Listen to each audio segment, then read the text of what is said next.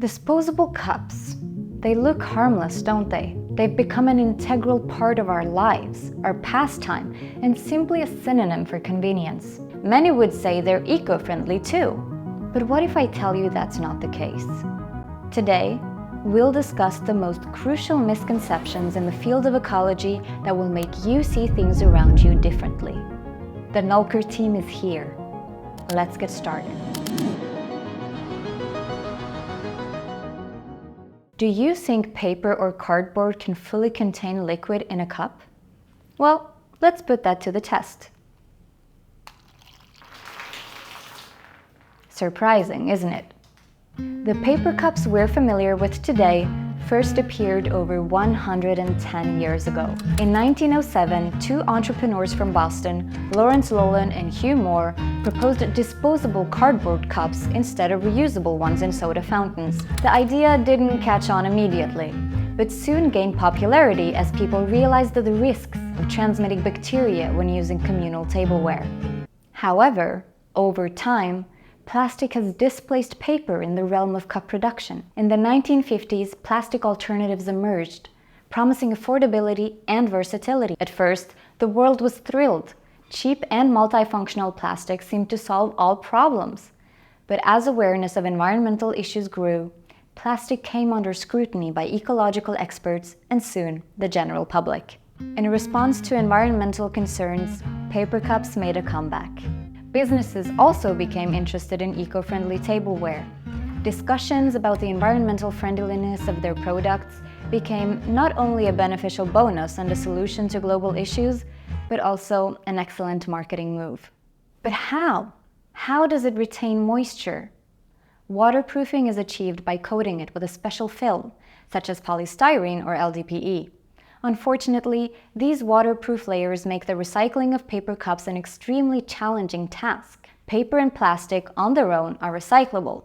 However, when it comes to recycling them together, separating them can become quite a challenge. Now you see the statistics that sum up the topic. Draw your own conclusions. I can only recommend using reusable mugs or thermos mugs.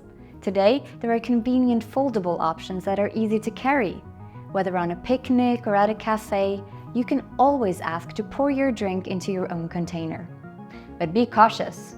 Before pouring anything into your vessel, always check for the non-GMO label on the product. You wouldn't want to expose yourself to incredible danger, right? After all, if the product is genetically modified, it will ruthlessly infiltrate your genome and you won't be the same.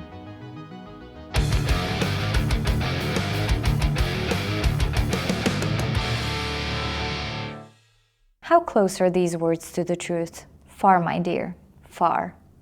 So, what is GMO? Essentially, organisms to which science has added a bit of inner sparkle.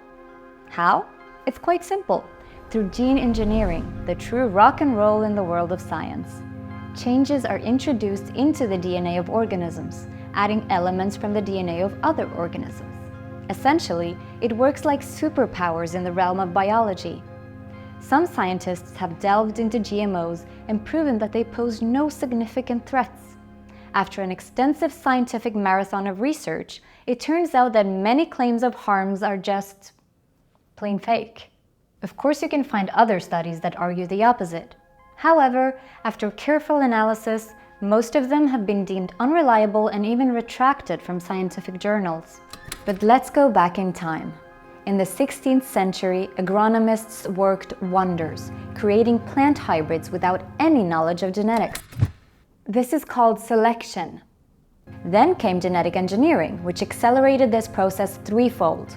And when we talk about GMO safety, we can't ignore the report from the National Academy of Sciences, Engineering, and Medicine in the United States. They examined over 900 studies and concluded that GMO products are not only harmless, but also beneficial for us. GMOs are not monsters, they're a scientific revolution.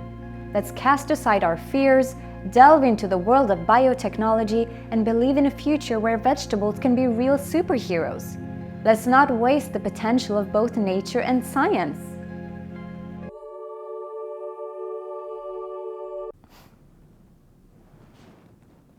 Speaking of waste, if you start sorting your garbage alone, you won't change anything. Now you've heard one of the biggest misconceptions.